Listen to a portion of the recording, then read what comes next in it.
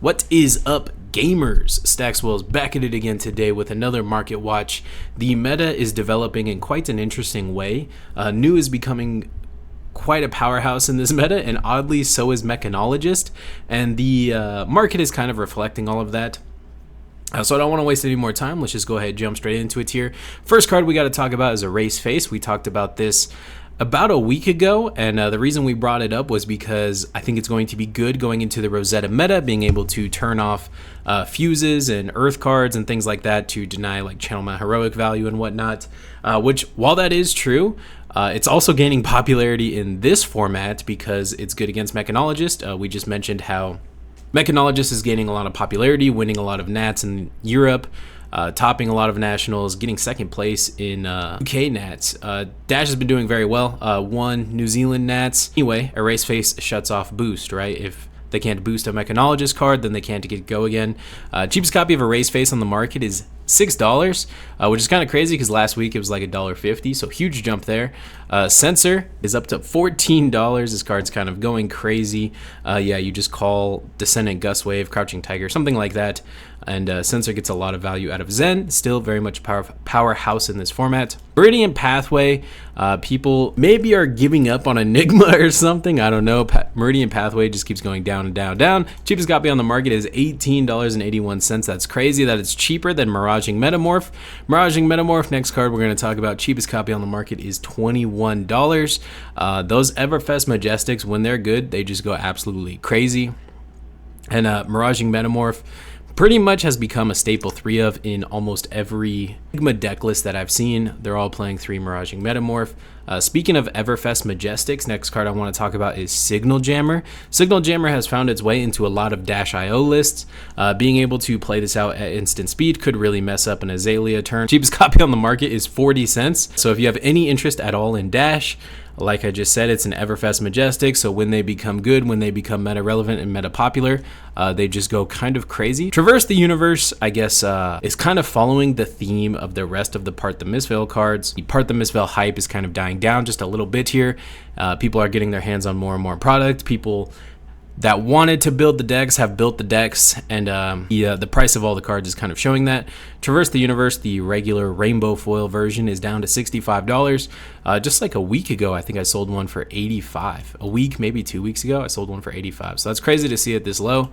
Weakest Link, on the other hand, is just going up and up and up. Cheapest copy on the market is nearly $20 now, which isn't that crazy when you consider how good this card is. Not only is it very, very good against all of the new heroes, it's good against a lot of the old ones as well, like Prism and KO. Very good card. I think everyone should have 3 of this, pretty much regardless of what hero you play.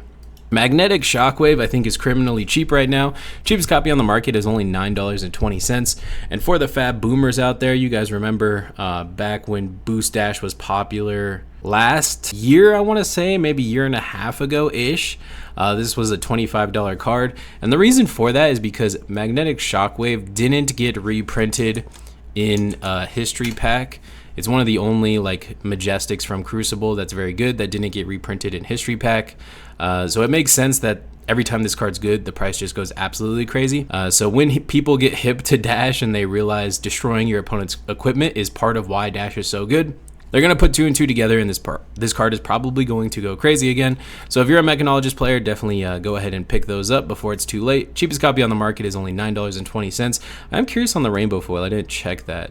Rainbow Foil is only like $12, $13. Yeah, I think both are fantastic pickups right now. Soup Up Red. This is the extended art Armory promo from back in the day. The cheapest Soup Up EA is only $1. And I bring it up because look how many are listed on the market. There's only 16. And Soup Up has become a mainstay in Dash.io, having that 4 attack breakpoint with the go again, kind of enables all your boom grenades and things like that. Soup Up also has the option to block very well. Kind of seems like a natural inclusion. I don't know what took everyone so long to figure that out and include it in the deck. But yeah, cheapest copy is only $1, and there's like almost none on the market. So if you have interest in the hero, I highly, highly recommend picking it up before they're all gone. Rowdy Locals, cheapest copy on the market is like $2. And Rowdy Locals is cooking. I don't know if you guys seen my meta breakdown video. If you guys haven't, checked that out. It was the last video I just uploaded. But people are cooking with this card in new. It was in a list that won a national championships. I can't remember what country it was, unfortunately, but they were playing it in new, which makes a lot of sense. You know, you have the arousing wave, you have the silent stilettos, so if you like pitch a blue, attack with your dagger, and then attack with rowdy locals, puts your opponent in a weird spot where they know you have the one floating, and you could pop an equipment, get your token, and then discard the token to rowdy locals effect. So they kind of have to block it, but then they don't want to block it because it's just a rowdy locals and no one wants to block this format. I think the card kind of cooks, so you know, for only $2 for each copy, I think it's a fantastic pickup, especially considering it's a generic 3-block blue. We kind of know what happens to this type of card with this stat line, right? Generic blue 3-block with a relevant effect. We know what happens to these cards. So get it before it goes terminal. Cheapest copy on the market. Like I said, it's about $2.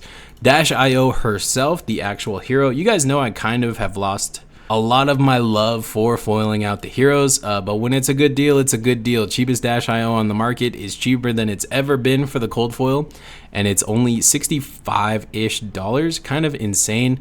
I think it's a fantastic pickup, especially if you're looking to play the hero.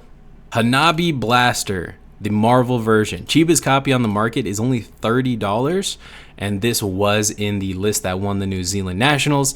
It was also in Hayden Dale of Arsenal Pass's deck list. So don't wait for them to come out with a deck tech and explain why it's good. Don't wait for everyone to want to start picking up this card and playing with it. Just get ahead of the curve a little bit. If you're interested in Dash and you want to foil it out, the cheapest copy is $30. Again, look at this graph. It's cheaper than it's ever been. This is kind of the theme with like all the mech cards. All the mech cards are cheaper than they've ever been. I don't know if people just haven't quite figured out the deck is really good right now or something. But as we know, the market always follows the meta, so it's only a matter of time. If these mechs stay meta relevant, then these prices will inevitably go up. Amethyst Tiara, staying on the Marvel Dynasty theme. Cheapest Amethyst Tiara on the market is like $53, and this card is kind of insane. In Runeblade, you're going to want a way to combat Wizard, and Spell Void has always traditionally been a very good way to do that. And giving all of your rune chance Spell Void at instant speed, you know, kind of seems insane, especially when Wizard has to kind of go all in on their kill turn, right? So if they pop Stormstriders and you pop Tiara, kind of ruins their whole combo, ruins their whole turn, ruins the whole way that they have to kill you. Who knows if the new Wizards will play in the same way Kano does, but regardless, the new Runeblades will probably still want Amethyst Tiara against Kano. Especially this Florian, I think is the new Runeblade's name, that's making, you know, double auras, right? So if you're playing all the rune chant cards, you're just, you know, doubling up on all the rune chants you're able to make, just therefore increasing Amethyst Tiara's value, right? Cheapest copy on the market, $52. I actually think it's a good pickup. I think almost all the Dynasty Marvel cards are kind of good pickups. They're all just so cheap. Flick Flack, the extended alternate art, I guess I should say. Cheapest copy on the market is $50. This was like a national side event promo.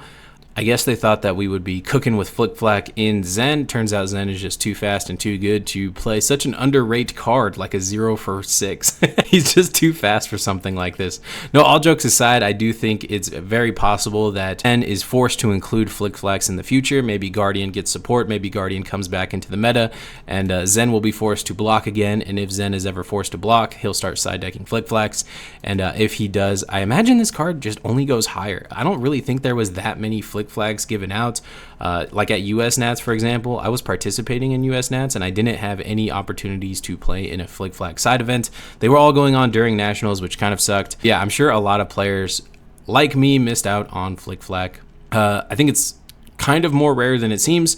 So yeah, $50, I think it's actually a fantastic pickup. I could see it going up a lot here. Like, compared to something like Ravenous Rabble EA, right? I know Ravenous Rabble is played in more decks and everything, but there's so many more Ravenous Rabbles out there than there are Flick Flags. I don't know. I think it's undervalued, personally. Phantom Tidemaw is going down a lot. Cheapest copy on the market is only $27, and the cheapest Rainbow Foil is $33. This is so low compared to what it was just like a month or so ago, and obviously it's because Enigma is no longer playing this card.